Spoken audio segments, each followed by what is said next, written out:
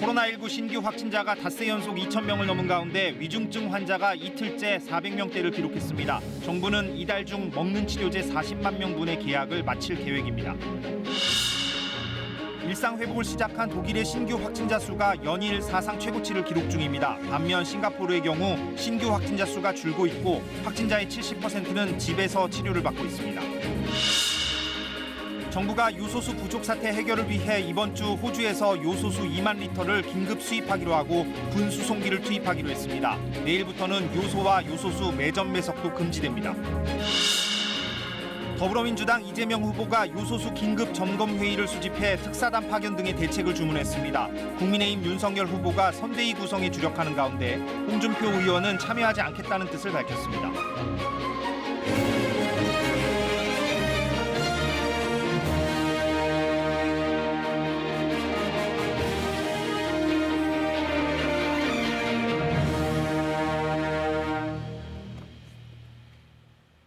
네, 여러분 안녕하십니까. 코로나를 어느 정도 감수하고 과거의 일상으로 돌아가기 위한 이른바 위드 코로나 단계적 일상 회복이 월요일부터 시작해서 오늘까지 일주일이 됐습니다. 신규 확진자 수는 2,000명대를 이어가고 있고 상태가 좋지 않은 위중증 환자는 400명대로 집계가 됩니다. 백신 가운데 얀센 백신을 맞은 사람들에 대한 추가 접종이 내일부터 시작됩니다. 정부는 먹는 치료제 구매 계약을 진행하고 있습니다. 자, 먼저 정현욱 기자가 내용을 종합해서 전하겠습니다. 서울 은평구의 한 요양병원. 지난 2일 첫 확진자가 나온 뒤 35명이 추가로 감염됐습니다. 이 가운데 26명은 돌파 감염으로 확인됐습니다. 백신 접종 완료율이 77%에 육박하는데도 여전히 집단 감염 사례가 끊이지 않는 이유 중 하나로 접종 완료 뒤 6개월이 넘으면서 면역력이 떨어진 경우가 많아졌다는 점이 꼽힙니다. 백신의 감염 예방 효과가 소폭 감소하는 경향들이 발견이 되고 있고요. 그런 것들이 집단 시설 아니면 집단 생활과 결합이 되고 면역력이 떨어져 있는 상태랑도 결합이 되면서 조금 더 큰 규모의 유행으로 나타나고 있는 것 같습니다. 위중증 환자도 이틀째 400명대를 유지하면서 꾸준히 증가세를 유지하고 있습니다. 불안한 단계적 일상 회복이 지속되고 있는 가운데 얀센 백신 접종자 140만 명에 대한 추가 접종이 내일 시작됩니다. 모더나 백신 접종이 원칙이고 화이자, 얀센도 선택할 수 있습니다. 부스터샷을 해서 항체가가 상승되는 율을 봤더니 가장 많이 상승하는 경우가 이제 모더나 백신을 맞은 경우이고, 물론 항체가 상승이 일반적으로 예방 효과와 비례합니다. 50대 연령층과 기저질환자, 우선 접종 직업군에 대한 추가 접종도 15일 시작됩니다. 한편 정부는 먹는 형태의 코로나19 치료제 40만 4천 명분에 대한 선구매 계약을 이달 안으로 마칠 계획입니다. 지난 9월에는 머크앤컴퍼니, 지난달에는 화이자와 각각 계약했고 나머지 13만 4천 명분에 대해서는 앞선 두 회사와 더불어 스위스 로슈와도 협의 중입니다. KBS 뉴스 정은욱입니다. 단계적 일상 회복이 시작된 뒤 처음 맞는 일요일이라서 오늘 종교시설도 모처럼 붐비는 분위기였습니다. 교회와 성당, 절을 찾은 시민들의 모습을 신지수 기자가 담아왔습니다. 예배에 참석하기 위해 길게 줄을 선 교인들. 백신 접종 여부를 미리 등록한 성도 카드를 찍고 차례차례 들어갑니다. 여기다 찍으세요. 할렐루야. 지난주 2천여 명 규모였던 이 교회의 예배 참석자는 6천 명까지 늘었습니다. 단계적 일상 회복이 시행되면서 종교시설은 수용 인원의 절반까지 입장이 가능해졌기 때문입니다. 다소 혼잡한 가운데서도 대부분 방역 수칙을 지키기 위해 조심하는 모습이었습니다. 저희가 이제 그런 방역 수칙 잘 지키면서 이제 생활하면은 서로 조심해야 되지 않을까 생각합니다. 비슷한 시각 서울의 한 성당도 교인들로 모처럼 붐볐습니다. 발열 여부 확인 뒤 들어간 신자들은 누가 뭐라 하지 않아도 띄엄띄엄 자리에 앉았습니다.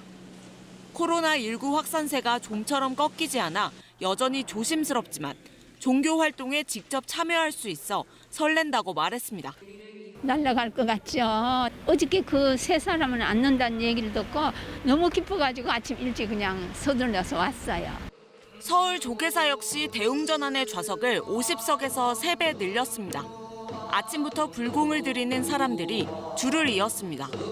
단계적 일상 회복 속 모두의 건강을 기원했습니다. 우선은 가장 중요한 건 건강이고요. 위드 코로나로 다 국민들도 다 건강했으면 좋겠고. 단계적 일상 회복 이후 처음 맞는 주말. 시민들은 종교 행사를 통해 코로나19로 지친 마음을 달랬습니다. KBS 뉴스 신지수입니다. 자, 그러면 이번에는 각국에 나가 있는 KBS 특파원들을 차례로 연결해서 다른 나라 코로나 상황이 어떤지를 확인을 해보겠습니다. 자, 먼저 독일로 가겠습니다.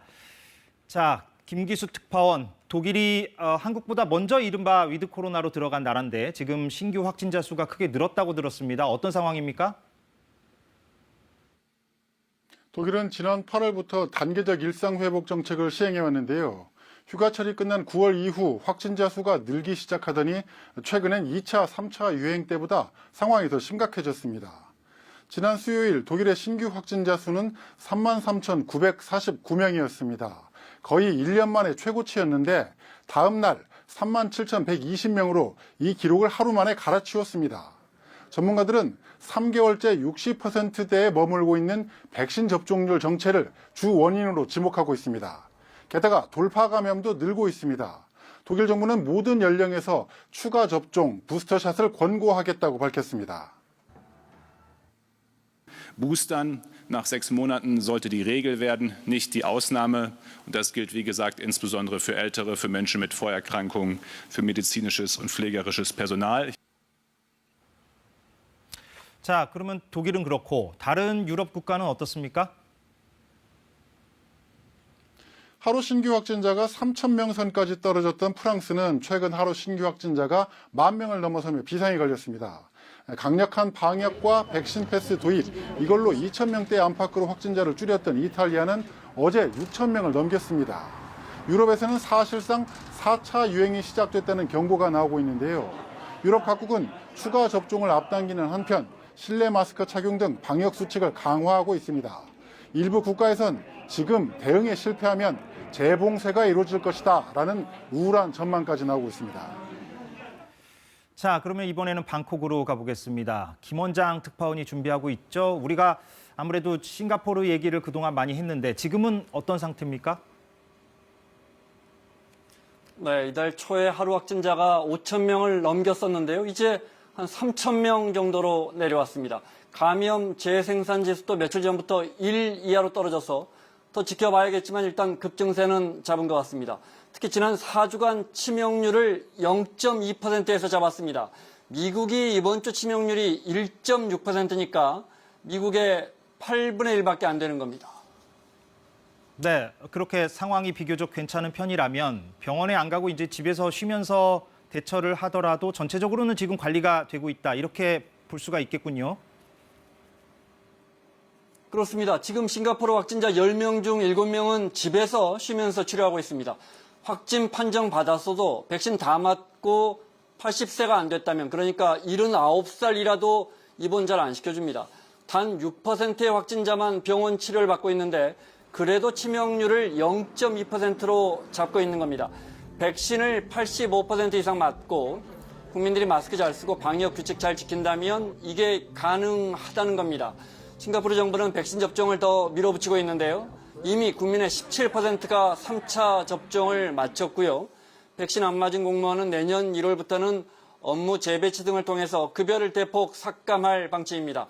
민간 기업들도 백신 미접종 직원은 자비로 검사받아서 결과를 제출하도록 압박한다는 계획입니다. 싱가포르의 위드 코로나 정책은 흔들리지 않고 있습니다. 집에서 치료받는 확진자들의 불안감을 해소하기 위해서 상담센터와의 통화와 온라인 치료 시스템을 계속 보완하고 있습니다. 네, 다음은 미국입니다. 자, 김양순 특파원, 미국의 백신 접종률이 비교적 많이 높아졌다는 얘기가 있네요. 네, 먼저 델타 변이의 대유행을 겪어내면서 백신을 맞은 사람이 늘었고요. 또 지난 9월에 바이든 대통령이 천명했던 강력한 백신 의무화 정책에 주효했습니다.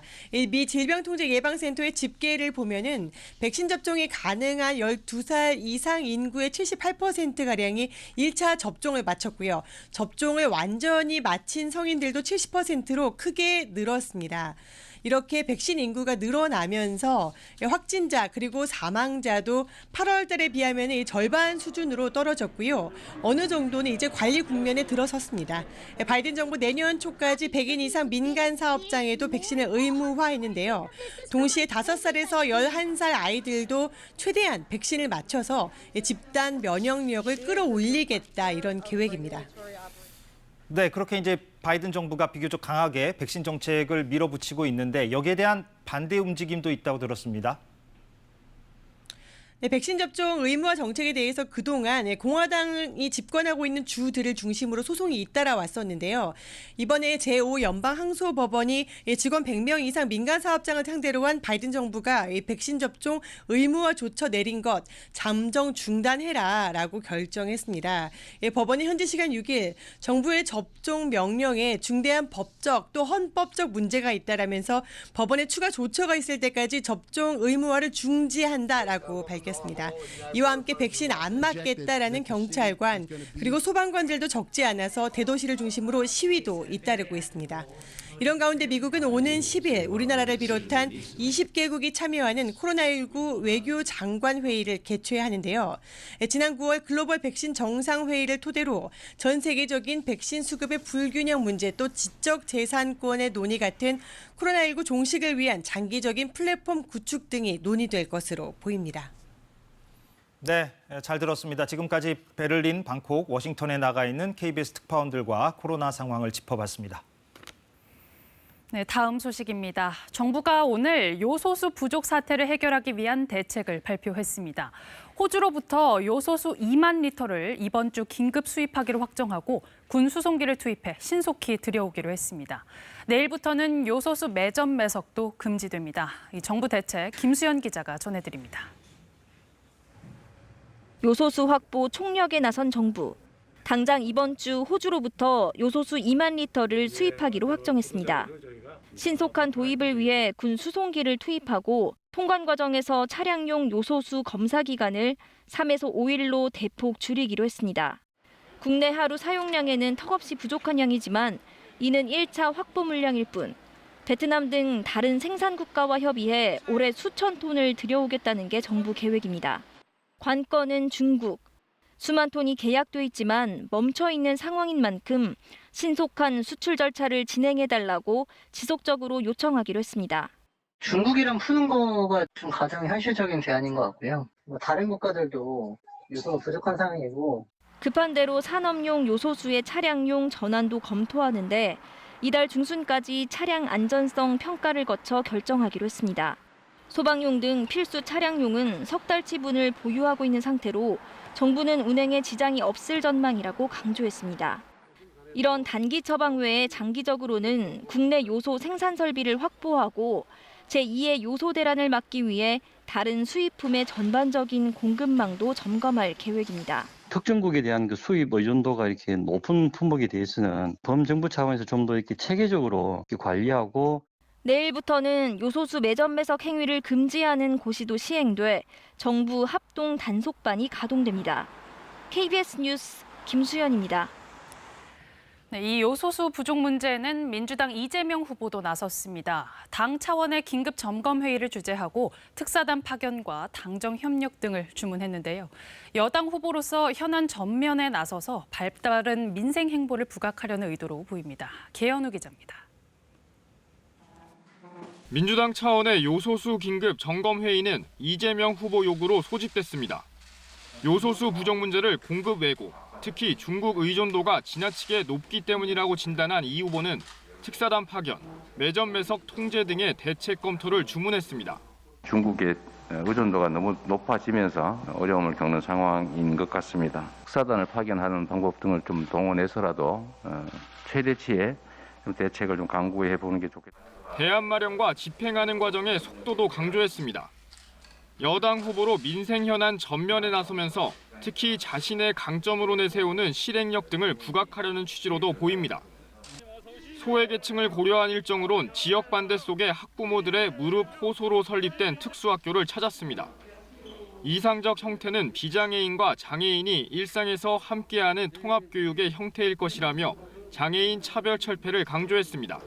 사회 적응 과정을 또 고려해 보면 그 자체에 또 비용이 추가되기 때문에 국가 전체의 재정 지출 측면에서는 오히려 통합 교육이 비용이 덜 들 수도 있을 것 같아요. 이 후보는 전국민 재난지원금 반대 입장을 밝힌 윤석열 후보를 향해선 올해 초과 세수가 40조 원이라며 부자 나라에 가난한 국민이 온당하냐고 정책 신경전을 이어갔습니다. KBS 뉴스 개헌우입니다.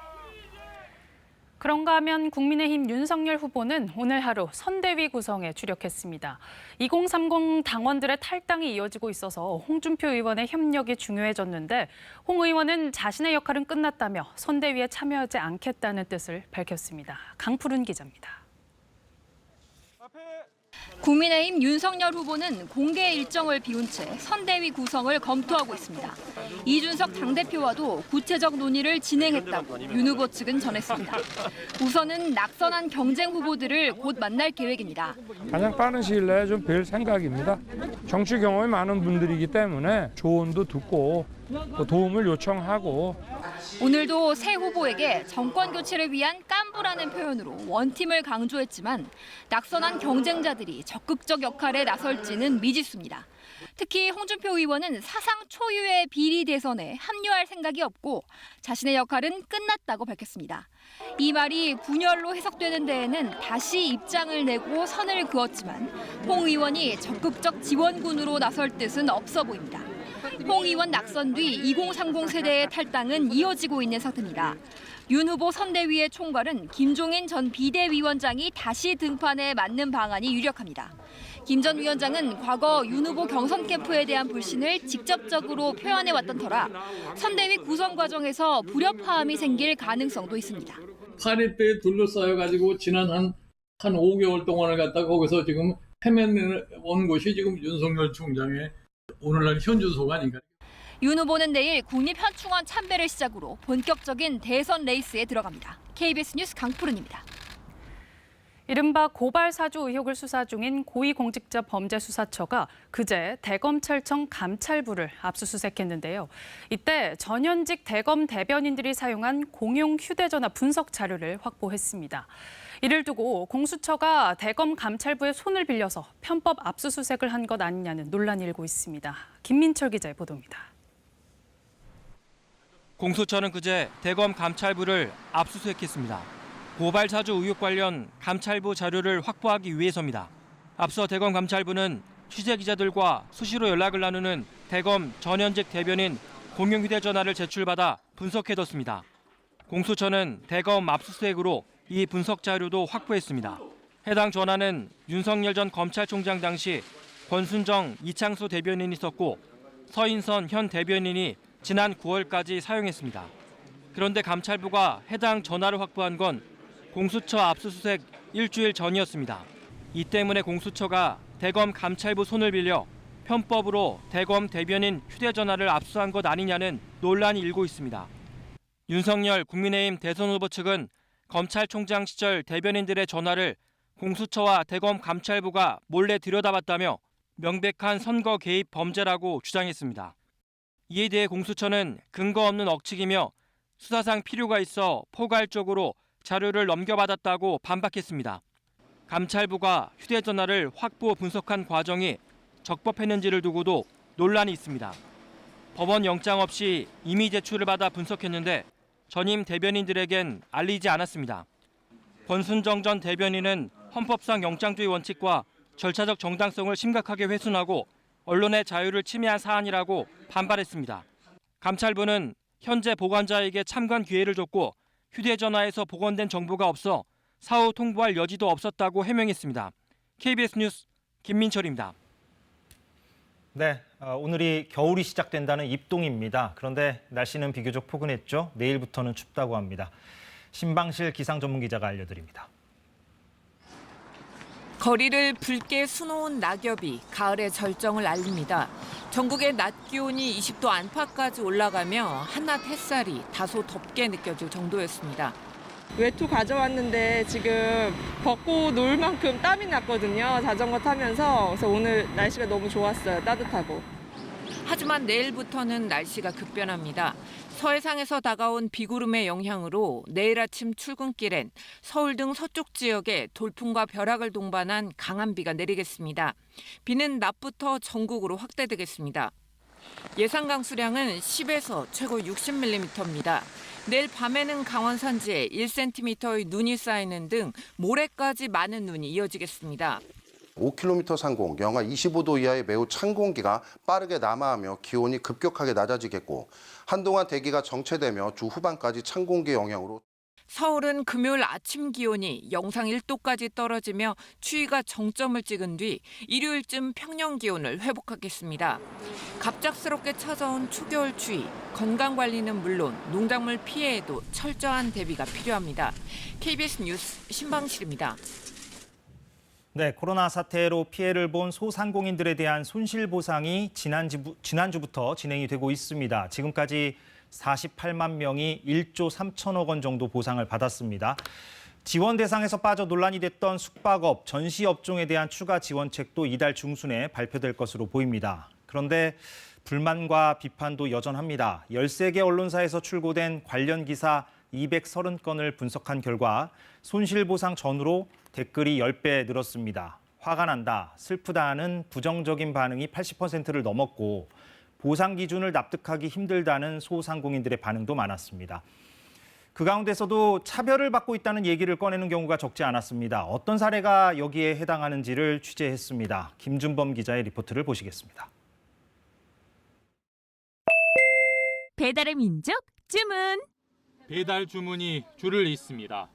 커피와 케이크가 배달 메뉴입니다. 안녕하세요. 잘 부탁드립니다. 코로나 이후 1억 가까운 적자에 폐업 문턱까지 내몰리자 마지막 시도로 배달 영업을 대폭 늘렸습니다. 족발이나 치킨이나 이런 메뉴가 아니니까 사람들이 시켜주실까? 이런 생각을 했는데 뭐라도 한번 투자를 해서라도 해보자. 예상 외로 심야 커피 배달이 급증했습니다. 밤에 좀 매출이 많더라고요. 야식 같은 거 드시고 이런 커피나 이런 거를 또 드시고 싶은데 나가기에는 좀 그러니까. 그래서 새벽 2시까지 영업을 늘렸습니다. 지금은 매출의 3분의 2가 배달, 매출 방어에 결정적이었습니다. 코로나가 없던 2019년에 한 달 500만 원 안팎이던 월 매출을 회복했습니다. 대신 영업시간은 4시간 늘었고 아르바이트 인건비도 추가됐습니다. 이번 손실보상은 받지 못했습니다. 비용은 늘었지만 2019년보다 매출이 줄었는지 여부만 따지기 때문입니다. 열심히 해서 제가 메꿨는데 증가했다고 안 받아주고 굳이 그렇게 일을 했어야 했나? 소상공인 인터넷 카페엔 같은 불만이 줄을 잇고 있습니다. 배달하지 말 걸 그랬다. 잠 못 자고 몸축내가며 고생만 하고 보상 못 받았다. 대국민 사기극이란 격한 반응도 있습니다. 정부는 어쩔 수 없다는 입장입니다. 매출 방어조차 못한 더 힘든 소상공인을 우선 돕자는 게 손실보상 제도의 취지라는 겁니다. 정부는 다만 10만 원인 손실보상 하한선은 상향하는 방안은 검토하고 있습니다. KBS 뉴스 김준범입니다.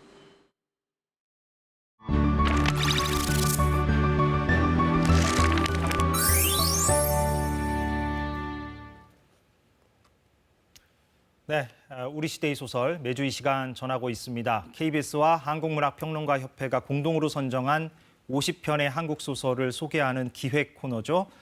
오늘은 조정래의 대하소설 태백산맥입니다. 1980년대 출간된 이 소설은 지금까지 수백만 부가 팔린 것으로 집계됩니다. 한국전쟁을 전후로 한 민족의 격동기를 10권의 방대한 규모로 담아낸 소설입니다. 유동엽 기자가 전하겠습니다.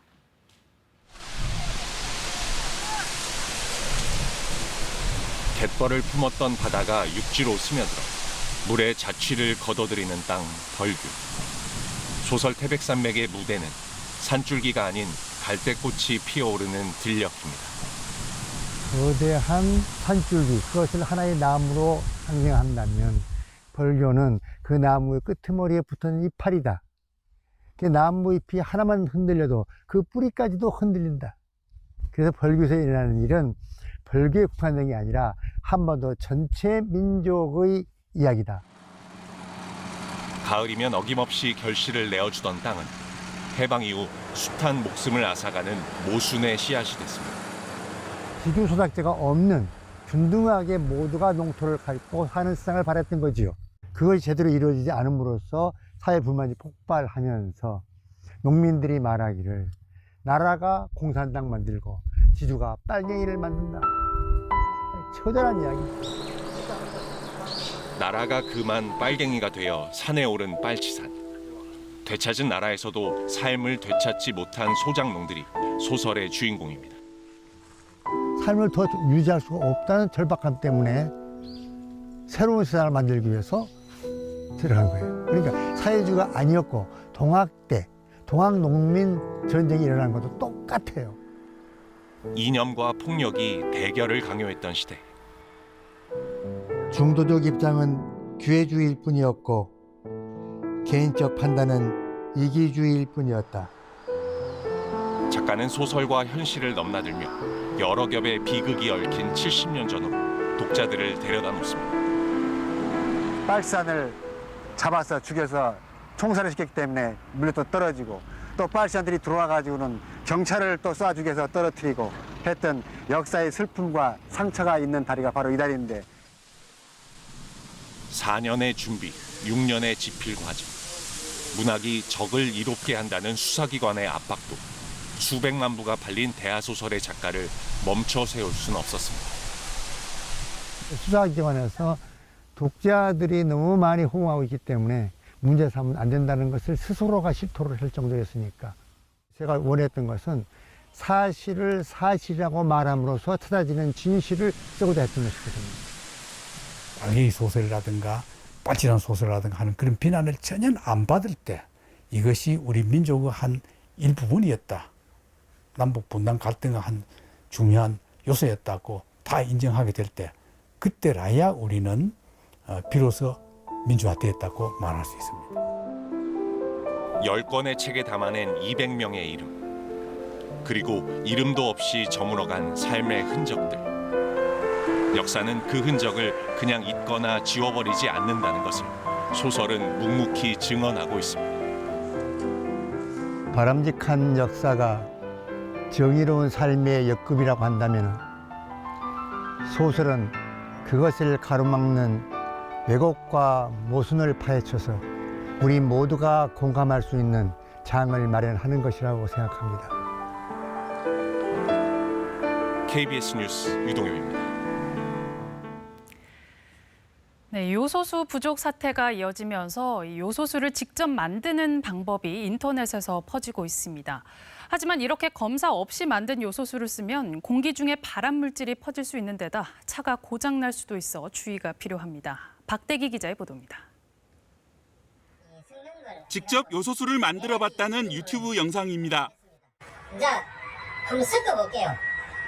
요소 비료에 정제수를 타 요소수를 만든다는 겁니다. 하지만 이렇게 만든 요소수를 자신의 차에는 안 쓴다고 말합니다. 제가 만들었지만 불안합니다. 신뢰성이 없다는 거죠. 유튜버는 다른 사람의 아이디어와 합쳐서 나중에는 차에 쓸만하게 만들자는 취지라고 해명했습니다. 조회수는 오늘 오후 17,000회를 넘어섰는데 댓글은 좋은 것 같다는 호평과 발암물질이 나온다는 비난으로 갈립니다. 이런 제조법은 인터넷 곳곳에 떠돌고 있습니다. 과연 써도 될까? 요소수는 엔진에서 나온 질소산화물을 제거하기 위해 뿌리는 액체입니다. 불량 요소수를 쓰면 정화되지 않은 질소산화물이나 요소수 불순물이 배기가스를 통해 공중에 퍼질 우려가 있습니다. 질소산화물은 암을 일으키는 초미세먼지의 원인이 되며 일부 요소 비료에 들어있는 포르말데히드 역시 발암물질입니다.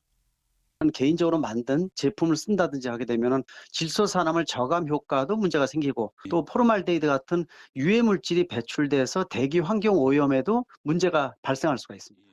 이 때문에 대기환경보전법은 검사 없이 만든 요소수를 공급하면 5년 이하 징역이나 5천만 원 이하 벌금에 처합니다. 알면서 쓴 사용자도 200만 원 이하 과태료를 물어야 합니다. 환경부는 불법 요소수에 대한 특별 단속에 들어갔습니다.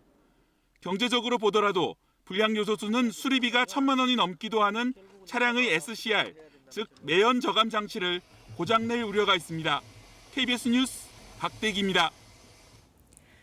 드라마 오징어 게임을 계기로 국내외에서 우리 놀이를 즐기는 외국인의 모습 많이 볼 수 있는데요. 이런 인기를 바탕으로 우리 놀이 문화가 한국을 알리는 중요한 수단이 되고 있습니다. 그 현장을 로스앤젤레스 이영현 특파원이 직접 가봤습니다.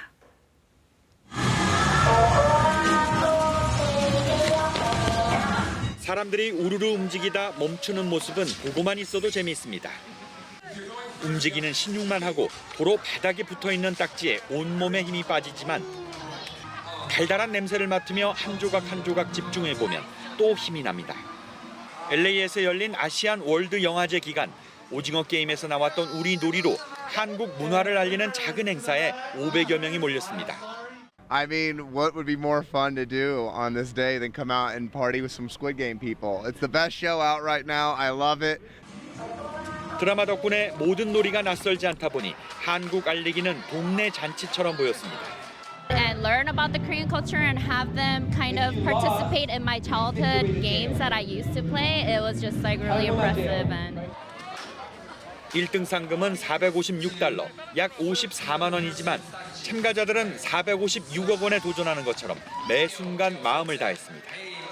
결선까지는 드라마에 나왔던 놀이로 정했지만 최종 우승자는 우리 전통 놀이인 제기차기로 결정했습니다.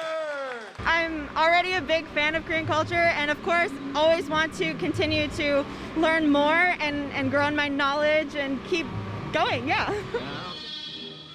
현지 시각 일요일에는 한국 관광을 홍보하기 위해 제주 관광 상품이 걸린 오징어 게임이 LA 중심가에서 열립니다.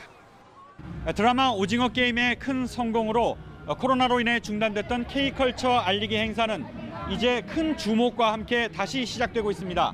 로스앤젤레스에서 KBS 뉴스 이영현입니다.